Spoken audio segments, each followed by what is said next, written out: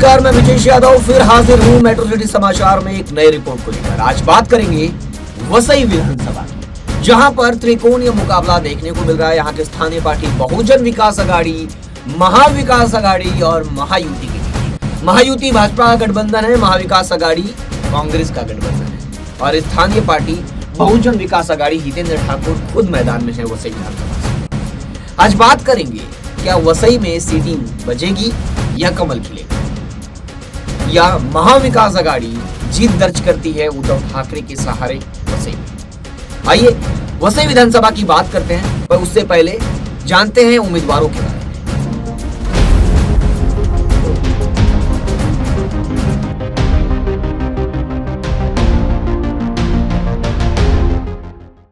उम्मीदवारों में बात करेंगे सबसे पहले स्नेहा प्रेमनाथ दुबे। स्नेहा दुबे महायुति की तरफ से उम्मीदवार हैं और भाजपा ने उन्हें टिकट दिया है। पहली बार कोई नेशनल पार्टी यानी बीजेपी और कांग्रेस वसई में मैदान है। तो भाजपा की उम्मीदवार स्नेहा दुबे, उनकी शिक्षा LLB है, वहीं उनकी उम्र 38 साल। वहीं महाविकास आघाड़ी के उम्मीदवार और कांग्रेस से जो टिकट दिया गया है विजय गोविंद पाटिल, उनकी उम्र 76 साल है और उनकी शिक्षा 10वीं तक। वहीं कांग्रेस से आपको बता दें विजय गोविंद पाटिल पहले ये शिवसेना में थे, यानी 2019 में जब इससे पहले चुनाव हुआ था विधानसभा का, तो वो शिवसेना में थे और उस समय वो हितेंद्र ठाकुर को टफ फाइट दे रहे थे।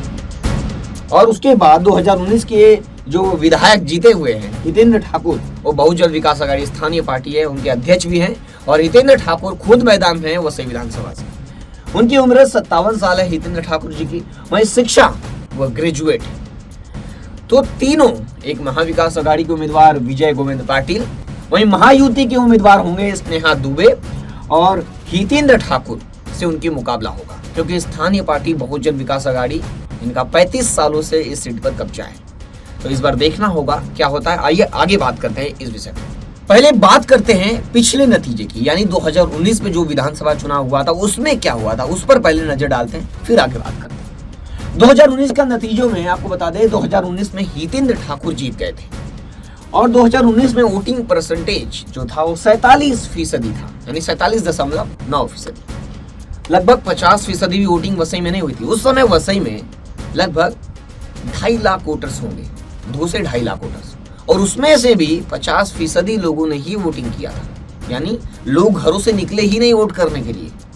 सोचिए 2019 का वोटिंग परसेंटेज की बात करें तो हम 47% है, यानी 2-2.5 लाख लोगों में से भी आधे लोग ने ही वोट दिया।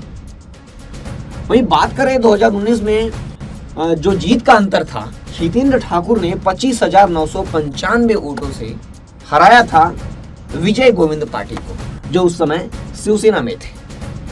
आपको बता दें उनको जो वोट शेयर था उनका विजय पाटिल का वो 40% से ऊपर था और हितेंद्र ठाकुर का वोट शेयर 54% था और उनका जो जीत हार का अंतर 25,995 वोट था, यानी लगभग 26,000 वोटों से हितेंद्र ठाकुर ने विजय पाटिल को हराया था। लेकिन सबसे बड़ी बात यह है कि वसई विधानसभा में जो वोटिंग परसेंटेज है वो काफी कम है। जो पार्टियां हैं या जो वोटर्स हैं वो वोट देना नहीं चाहते हैं, घरों से निकलना नहीं चाहते हैं, ये सबसे बड़ी प्रॉब्लम है। लोगों को अपने वोट की जो वैल्यू है वो समझना होगा। लोगों को मतदान और अपनी वोटिंग की कीमत समझनी होगी और घरों से निकलकर मतदान बढ़ चढ़कर करना चाहिए, अपने कैंडिडेट को चूज करना चाहिए। ईवीएम में तो ये भी ऑप्शन है कि आपको कैंडिडेट पसंद नहीं है तो नोटा का ऑप्शन है आपके लिए, लेकिन लोगों ने सिर्फ 50% वोटिंग किया था 2019 में। अब 2019 के बाद समीकरण काफी बदल चुका है। 2019 में क्या हुआ था, बोईसर, नालासोपारा, बोईसर और वसई विधानसभा यानी ज्यादातर सीटों में पूरे महाराष्ट्र में मुकाबला 2 लोगों के बीच था। लेकिन इस बार डबल शिवसेना, डबल एनसीपी होने के बाद जो पार्टियां टूटी हैं, उसके बाद मुकाबला जगह जगह त्रिकोणी हो गया है। बोईसर में शिवसेना वर्सेस शिवसेना की लड़ाई है, यानी पूरे महाराष्ट्र में 47 सीटों पर शिवसेना वर्सेस शिवसेना की लड़ाई है, जहां भाजपा के उम्मीदवार है ही नहीं। बोईसर में हम बात करें जहां पर राजेश पाटिल, हितेंद्र ठाकुर जो उनकी पार्टी है बहुजन विकास आघाड़ी की ओर से उम्मीदवार है, वहां पर विलास तरे शिवसेना सिंधे गुट से हैं, यानी Shiv Sena versus Shiv Sena, NCP versus NCP की लड़ाई कई जगहों पर है। और यहाँ पर वसई विधानसभा की बात करें तो यहाँ पर भी त्रिकोणीय मुकाबला देखने को मिल रहा है। बहुजन विकास आघाड़ी खुद मैदान में है, उनके कैंडिडेट होंगे हितेंद्र ठाकुर, और फिर महाविकास आघाड़ी के उम्मीदवार हैं विजय पाटिल जो पहले शिवसेना में थे, और उसके बाद महायुति के भी उम्मीदवार हैं बीजेपी के स्नेहा दुबे। तो मुकाबला इस बार काफी अलग होने वाला है। पूरे महाराष्ट्र में जो भी सीटें हैं वहां सारे समीकरण बिगड़ गए, त्रिकोणीय मुकाबला देखने को मिल रहा है। और सबसे बड़ी बात यह है कि जो वोटर्स हैं वसई विधानसभा में ज्यादा उत्तर भारतीय वोटर्स नहीं है। नाला सुपारा में उत्तर भारतीय वोटर्स हैं, बोईसर विधानसभा में जो स्लम पट्टा है वहां पर उत्तर भारतीय वोटर्स हैं। तो लोग जो बीजेपी है और बहुजन विकास आघाड़ी है, बहुजन विकास आघाड़ी के ज्यादातर उत्तर भारतीय फिक्स वोटर्स हैं, तो उन्हें टेंशन नहीं है। लेकिन उन वोटर्स को तोड़ने के लिए भाजपा अपनी फुल कोशिश कर रही है। वसई विधानसभा में जो तीनचोटी नायगांव के तरफ का जो स्लम पट्टा है वहां पर ज्यादातर उत्तर भारतीय वोटर्स हैं जो भी हैं। तो वहां पर भाजपा उन्हें रिझाने के लिए बड़े बड़े सुपरस्टार को उतार रही है। भोजपुरी सुपरस्टार मनोज तिवारी, रवि किशन, दिनेश लाल यादव, फिर अभी योगी आदित्यनाथ की भी सभा होने वाली है। यानी उत्तर भारतीय वोटर्स कहीं ना कहीं निर्णायक भूमिका निभा सकते हैं। और जो मुस्लिम वोटर्स हैं, जो स्थानीय मराठी वोटर्स हैं, उनका विभाजन हो सकता है।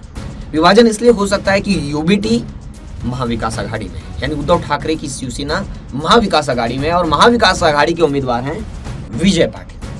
तो विजय पाटिल को सपोर्ट कर सकते हैं स्थानीय वोटर्स, और जो मुस्लिम कैंडिडेट, जो मुस्लिम वोटर्स हैं वो भी सपोर्ट कर सकते हैं। तो मुकाबला कहीं ना कहीं त्रिकोणीय हो रहा है, और त्रिकोणीय होगा तो उसका एडवांटेज किसे होगा ये तो 23 नवंबर को ही पता चल पाएगा। और वोटर्स का पोलराइजेशन, अगर हिंदुत्व वोट एकजुट होकर भाजपा को जाता है तब क्या होगा, ये भी समीकरण देखने वाला होगा। आपको बता दें बीजेपी के कुछ फिक्स वोटर्स हैं जो हिंदुत्व के, जो कोर हिंदुत्ववादी वोटर्स हैं, जिनका एजेंडा राष्ट्रवाद होता है, जो नेशनल मुद्दे हैं, जिसे ज्यादातर लोग लोकल मुद्दे को देख के देते हैं। लेकिन बीजेपी के जो वोटर्स हैं वो फिक्स वोटर्स हैं। वो मोदी जी के चेहरे पर, योगी जी के चेहरे पर, देवेंद्र फडणवीस, यानी जो राष्ट्रवाद का मुद्दा है कहीं ना कहीं हावी होता है। बीजेपी इलेक्शन में क्या कर रही है, योगी आदित्यनाथ जी को लाकर क्या करने की कोशिश कर रही है, राष्ट्रवाद का मुद्दा उठाती है, हिंदुत्व का मुद्दा उठाती है। बटेंगे तो कटेंगे जैसे नारा पूरे महाराष्ट्र में घुमाया जा रहा है। बीजेपी के कैंपेन में भी जगह जगह पोस्टर्स लगाए जा रहे हैं, बटेंगे तो कटेंगे। यहाँ तक कि उत्तर प्रदेश के मुख्यमंत्री योगी आदित्यनाथ जी की जनसभा नाला सोपारा में होने वाली है, जो तीनों सीटों को प्रभावित करेगी, चाहे वसई को करेगी, नाला सोपारा को करेगी, बोईसर को करेगी। हर जगह के वोटर्स और भारी संख्या में उनके सपोर्टर्स वहां पर पहुंचेंगे और देखेंगे उनकी सभा, उनके संबोधन को सुनेंगे।